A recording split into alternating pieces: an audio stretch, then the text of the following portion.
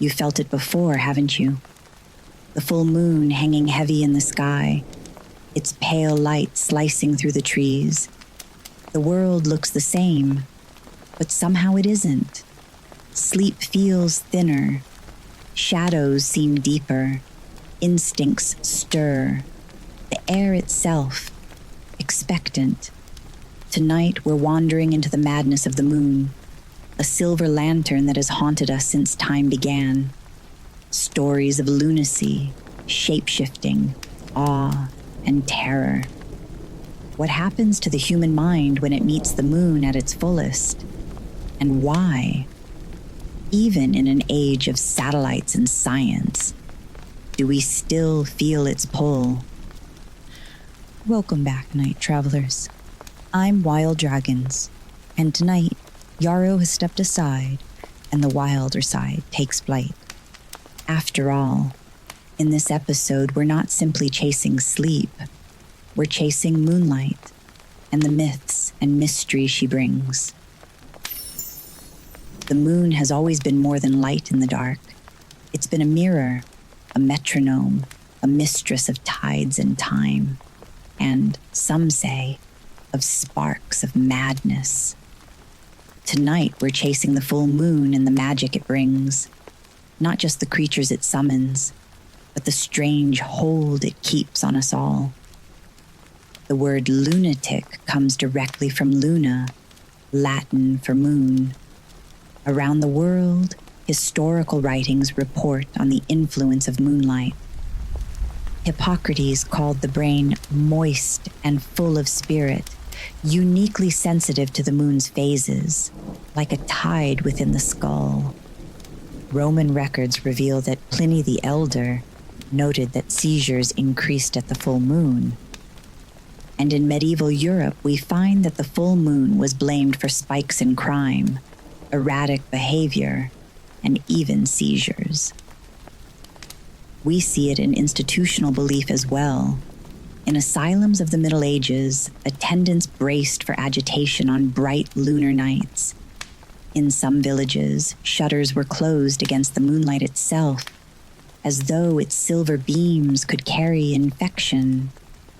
And to this day, police, emergency rooms, and ER nurses will tell you, the full moon brings trouble, no matter what the data say.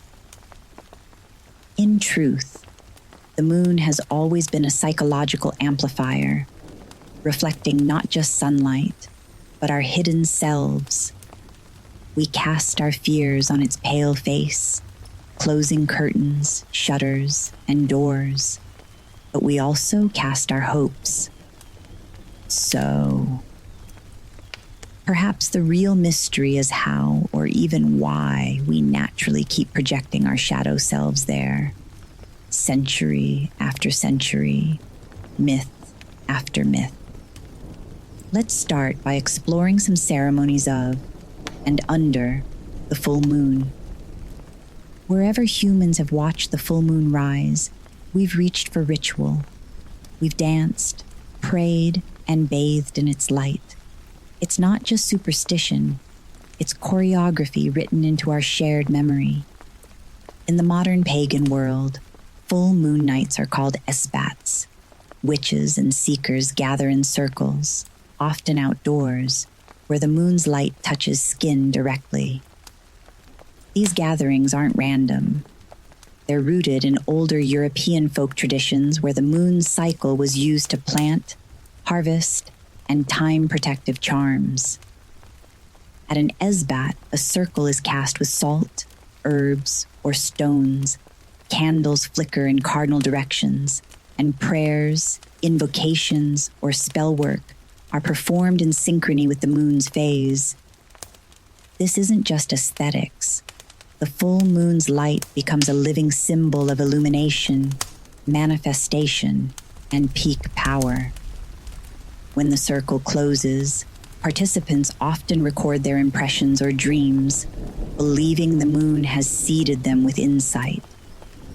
Half a world away, on the plains of northern India, you can hear the gentle chime of bangles and smell the scent of rosewater as dusk falls. Karva Chauth is a North Indian festival where married women fast from sunrise until moonrise, praying for the long life and well-being of their husbands.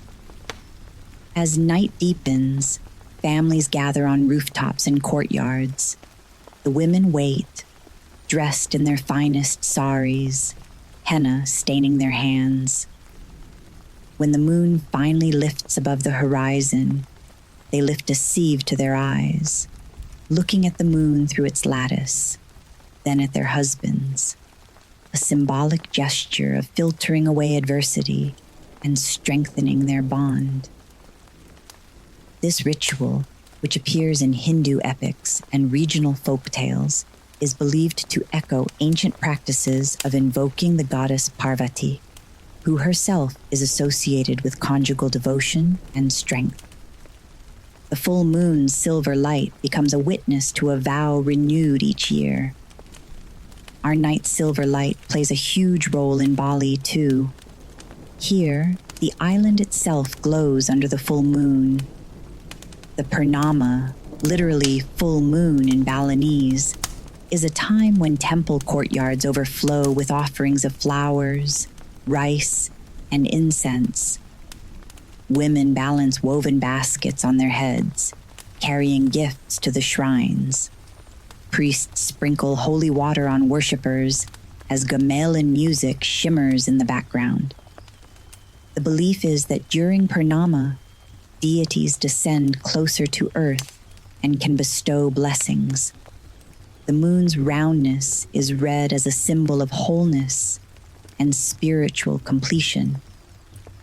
By the time the moon reaches its zenith, hundreds of tiny oil lamps flicker, echoing its light across temple stones.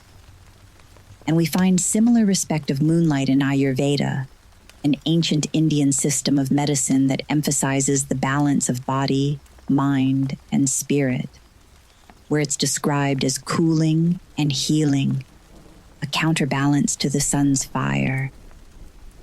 In some Indian communities, people still place jars of water under the full moon overnight and drink it the next day as moon-charged water, believed to soothe inflammation and cool the nervous system. Full moon baths, dipping into rivers, or simply sitting under moonlight, were traditional prescriptions for balancing fiery constitutions. And guess what? Modern researchers now know that exposure to dim evening light can help lower blood pressure and cortisol, suggesting a faint echo of that ancient wisdom. Night's light and its effects are just one part of the moon's magic, though. Across North America, many First Nations and tribes named each full moon a cosmic calendar that guided planting, hunting, and storytelling. The wolf moon of midwinter echoed the howls on snowbound nights. The strawberry moon signaled fruit harvests. The corn moon marked planting or reaping. These names weren't simply quaint ways of identification. They were signals of survival. Elders told stories under each moon's glow, teaching children which medicines to gather, which spirits to honor, which migrations to anticipate.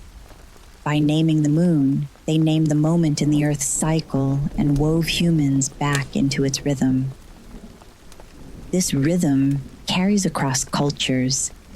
In parts of West Africa, especially among the Yoruba and related cultures, the full moon was a time for drumming, dance, and collective trance.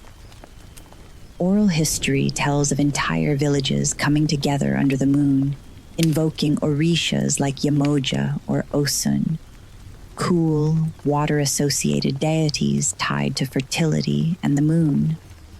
The rhythm of the drums, the sway of bodies, the repetition of chants created a communal nervous system reset, lowering stress hormones and amplifying a sense of belonging. Under that moonlight, the line between spiritual and physical blurred, and the community entered a liminal state together. And here's the fascinating link. Even modern chronobiology studies hint that people's melatonin dips and sleep latency increases near full moons. One Swiss study found volunteers took an average of 5 minutes longer to fall asleep and had lower deep sleep EEG activity during full moons, even in controlled environments without visible moonlight. It's as though the body still remembers bright nights as more dangerous, more charged. Belief becomes biology, and biology echoes belief. All of these rituals, from rooftop vigils to temple processions, transform moonlit nights into meaningful nights. They take what could be insomnia or unease and turn it into community, devotion, and awe. That's the hidden gift of lunar ritual. It turns vulnerability into reverence. But what of the myths? How close to reality are they?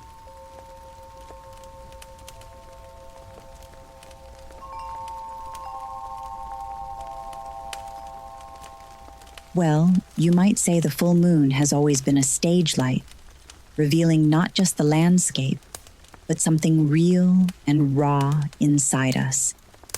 It's the time when myths of transformation reach their fever pitch. Not just the familiar werewolf howls, but 1,000 older, stranger stories where people shed their day selves like skins and become something else under the moon's silver gaze. There's the wolf-clad berserkers, for example. Long before Hollywood invented silver bullets, the Vikings had their own wolf warriors, the Ulfhednar. These were not mere soldiers, but cultic fighters who donned wolf pelts and swore themselves to Odin's frenzy. Saga fragments describe them prowling the edges of camps, fasting and chanting until, at moonrise, they fell into an ecstatic trance. Some accounts say they gained the wolf's strength and senses, numb to pain, howling as they charged into battle. Archaeologists have found wolf mask amulets and carved talismans near old training grounds, hinting at a ritual that blurred man and beast. The moon was thought to heighten their altered state, as though its light flipped a switch in their blood. And in medieval Eastern Europe, it's told that villagers would swear in court that an accused had grown fur under the full moon, disappearing from their homes only to be found with wild eyes at dawn. Court records from the 16th century Livonia describe confessions, coerced or sincere, from peasants claiming they ran with the devil's hounds on moonlit nights. These stories weren't just fear-mongering. They were a way to explain unpredictable violence, epilepsy, or even dissociative states. The moon became both witness and judge, its glow casting unholy acts into sharper relief. And reports of moonlit transformation continues as we fly further around the globe. Across Mesoamerica, the Nahual was a shamanic figure able to shift into an animal form at night, often a jaguar, coyote, or owl, to travel through the spirit realm. Unlike the European werewolf, this wasn't always seen as cursed. It was power, ancestral, and feared. Folklore from Oaxaca to Guatemala describes the full moon as a veil thinner than a spiderweb through which the Nahual could slip. And farmers left offerings of maize or cacao on their thresholds to appease these moonborn travelers, lest their dreams be stolen or their livestock sickened. In China, the full moon isn't only a time of transformation on Earth, but also a reminder of transformation beyond it. The tale of Chang, for example, tells of a mortal who drank an immortality elixir and floated up to the moon, leaving her beloved Hou Yi behind in order to protect it from thieves. There, she is joined by a mystical jade rabbit, who was a selfless creature that sacrificed its own body to a disguised jade emperor and was then made immortal as Changu's constant companion. And even today, children still look up at the moon and see the outline of the jade rabbit pounding elixirs in a cosmic mortar. It's a story of loss, transcendence, and eternal separation, a softer kind of transformation where love becomes legend and a human becomes a goddess. Given to us in Greek myths, you may remember us talking about Selene in prior episodes as well. Selene, the moon herself, fell in love with the mortal shepherd Endymion. To preserve his beauty forever, she placed him into eternal sleep on a mountainside. Every night she descends, kissing his lips while he dreams endlessly. This myth reframes moonlight not as frenzy, but as eternal stillness, the full moon as both lover and jailer, suspending time itself. In Japan, Tsukuyomi is the moon god, cool, distant, associated with law and reflection. Unlike the sun goddess Amaterasu, Tsukuyomi moves through darkness, embodying the structured, unflinching rhythm of lunar time. His myth suggests not frenzy, but an austere clarity that comes at night, a transformation of perception, not flesh.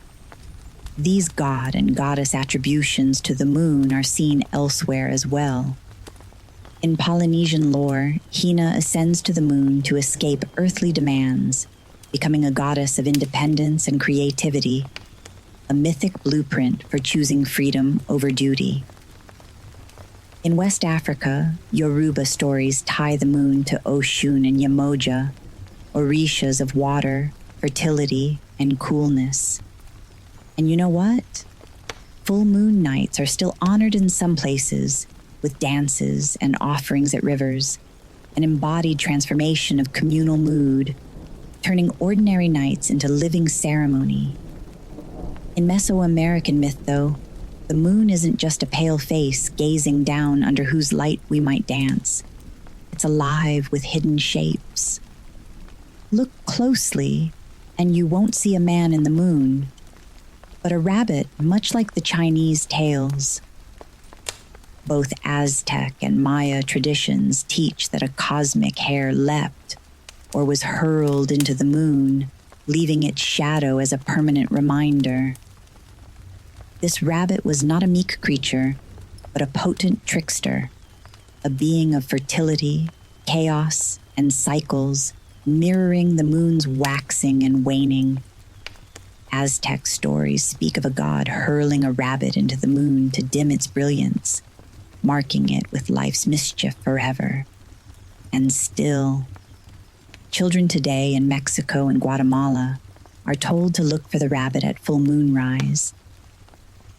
There is also the tale of the lunar purifier. Here we learn that alongside the rabbit runs the shadow of Tlazolteotl, the Aztec goddess of lust, sin, and purification. By moonlight, she was said to absorb impurities, forgiving transgressions and then turning them into fertile power. In some rites, she was invoked at night to cleanse spiritual pollution, aligning the full moon's white light with a cycle of confession and renewal. This wasn't guilt for its own sake. It was a profound understanding that under the moon's silver gaze, nothing stays hidden forever, and that the release of what festers can lead to rebirth. Together, the rabbit and Tlazolteotl turn the moon into a paradoxical space, both playful and penitential, fertile and cleansing, chaotic and restorative. Under the full moon's glow, chaos and renewal dance in a single silver circle, a message that transformation isn't only about power, but also about the courage to let go. And here's the golden, or silver, thread across all these myths. The full moon is not just a lamp in the sky. It's a trigger, a cosmic threshold. Under its light, soldiers become wolves, shamans become jaguars, mortals become gods, and lovers become legends. Even where the myth turns monstrous, the werewolf, the witch, the owl woman, it's really a story about hidden power breaking its bonds. The full moon is the moment when boundaries dissolve, and when the polite mask of daylight can no longer hold. When myths resonate with reality, they ripple like silver on still water. What we fear, what we feel, and what we measure all begin to mirror each other. It's here, in this shimmering overlap of story and substance, that folklore's pulse can be felt in our very blood. And while we've chased myths all night, let's touch on that substance for just a bit, the science of the full moon. Don't worry, I won't drag you through a dry PowerPoint with bar graphs. Think of this as moonlight on lab glass. First, let's deal with the obvious, the tides. The moon literally pulls on the oceans twice a day, like a cosmic metronome. That's not a metaphor, that's physics.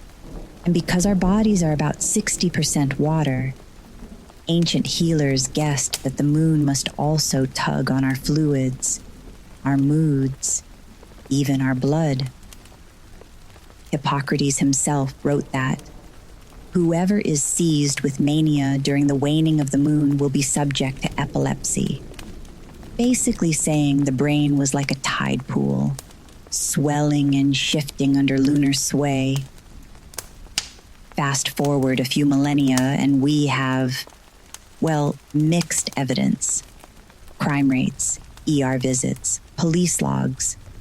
You've probably heard there's a spike during full moons. Some studies do show small blips. Others show no difference at all. One 2019 meta-analysis of more than 17,000 crimes found no consistent lunar link. So the data is as slippery as moonlight on whetstone. But here's the thing. Belief itself changes behavior.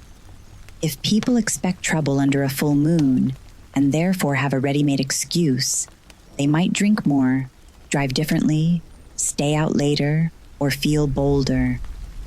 Human behavior shifts, and voila, the myth feeds the stats. Sleep science, though, is more interesting. A Swiss study in 2013 found that during the full moon, participants slept 20 minutes less, took longer to fall asleep, and had lower melatonin levels, even though they couldn't see the moon from their rooms. That's not just psychology. That's measurable physiology. Other studies since have both confirmed and contradicted those findings. But the consensus? Well, I'd say it all shows there's probably an effect, but perhaps not one as dramatic as folklore says. The fact that we might feel the moon without seeing it is, frankly, a little magical. And why might this happen? Think evolution. Brighter nights meant more predators prowling. A hunter-gatherer who stayed lightly awake during a full moon had a survival advantage. So your nervous system might still whisper, stay a little vigilant, just in case. It's like the world's oldest push notification. And then there's hormones and circadian rhythm. Melatonin drops when your brain thinks it's still daylight. Even small amounts of light at night can mess with it. So a big silver lantern in the sky may nudge your rhythm just enough to shift your sleep cycles, even indoors. And let's not forget the placebo effect's glamorous sister, the nocebo effect. If you believe the full moon will mess with your sleep, it probably will. A 2021 paper literally called it a cultural placebo, our collective belief shaping our collective physiology. So, yes, maybe the full moon is a cosmic culprit. Or maybe it's just your subconscious pulling an all-nighter with a silver flashlight. Either way, if you're restless on full moon nights, don't panic. It's not proof you're turning into a werewolf. Check your palms for fur, though, just in case. What is undeniable is that cycles matter. Our bodies still echo ancestral rhythms. Modern neuroscience is only catching up to what temple architects and herbalists knew millennia ago. Repeating cues shape our brain states. Just as dream incubation works with scent and intention, lunar cycles may still prime our nervous system in subtle ways. It's not magic. It's the memory of evolution. So if you feel a little restless under the full moon, go ahead.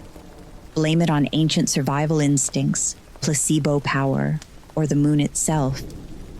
Either way, the effect is real to you. And sometimes, acknowledging the pull makes it easier to let go. Because while the full moon may not make us monsters, it does change us. It alters sleep, bends ritual, stirs the imagination.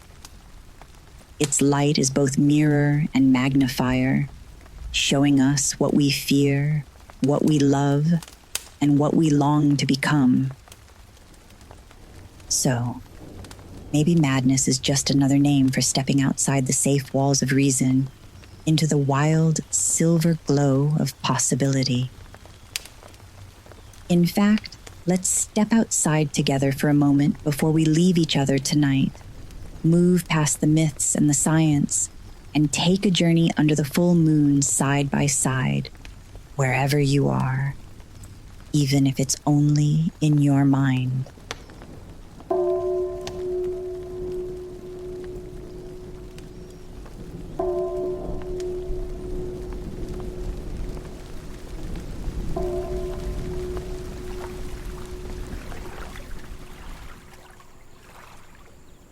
Take a slow breath in through your nose and exhale softly through your mouth. Again, in and out. Now, imagine you're standing outside at night. The sky is deep and endless. The lake at your side is still, a perfect mirror for the heavens. The cabin behind you glows faintly, fire settling into quiet coals. The smell of pine and cool earth drifts past. You can feel the faint lapping of water, steady and rhythmic, like a tide inside your chest. Above you, the full moon. Huge, luminous, alive. Its silver light spills across your hands, your face, your shoulders, turning your skin into a map of soft highlights and shadow. Every detail sharper, every sound deeper. This light is ancient. Every human who's ever lived has stood under it. It has witnessed births, wars, kisses, prayers, and dreams. It has watched us through our transformations and our most secret nights. Now, close your eyes and imagine the moonlight as something you can breathe in. Inhale cool silver. Exhale, old worries. Inhale, bright clarity. Exhale, anything heavy you've been carrying.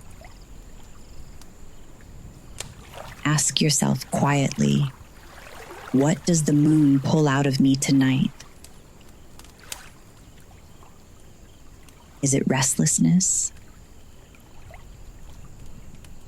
Desire?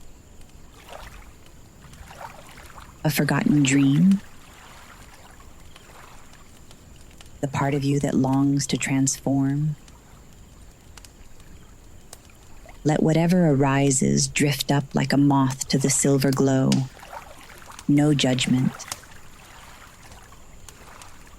You might see an image. You might feel a memory stir. You might hear nothing but your own breath. All of it is valid. All of it is yours. And as you stand here under this imagined moonlight, place a hand over your heart or your belly. Feel your pulse. And whisper a simple phrase. I release what no longer serves me. Or I welcome what I am becoming. Or, more simply, I am here. Let the moonlight spill over you one more time, like a soft veil. Feel it as a cool, shimmering waterfall, rinsing away the noise of the day. Notice your breath. Notice the weight of your body on the chair, bed, or floor. Your hands, your fingertips. The room you're in. The quiet hum of night. Recognize you've just joined a ritual as old as humanity. Standing under the full moon and letting it see you. Letting it listen and hear you. Take one last deep breath in. And exhale slowly.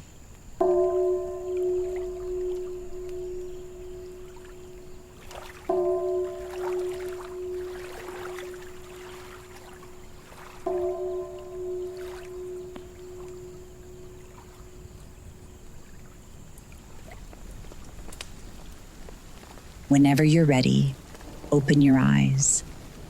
Find that the moon is still there, inside you now as much as above you. So tonight, tomorrow, any night you want to reconnect, step outside. Let silver touch your skin. Watch the way the moonlight paints every shadow sharper, every silence deeper. Maybe you'll feel restless. Maybe you'll feel called. Maybe, just maybe, you'll feel the echo of a story older than memory, the magic of the moon itself. It's been a privilege to guide you through another night on Dusk and Dreams. If this podcast helps you find peace, spark creativity, or simply offers a moment of captivating escape, please consider following or subscribing wherever you listen. Your support helps us build this community of night-minded souls. We're available on all major podcast platforms, including Spotify, Apple Podcasts, iHeartRadio, and Amazon, as well as many others. To learn more about the show or connect with me and the Dragons Dusk and Dreams team, visit our website at breakgrid.com or follow at Yarrow Diamond on Instagram. If tonight's journey stirred your imagination or left you listening differently to the night, share in the comments or reach out to me with your story. I'd love to hear it. And together, we'll continue to build this lantern-lit community for night wanderers. And be sure to check in on our next episode. We'll return on Tuesday with an episode on sleep hygiene, the science of a better night's rest.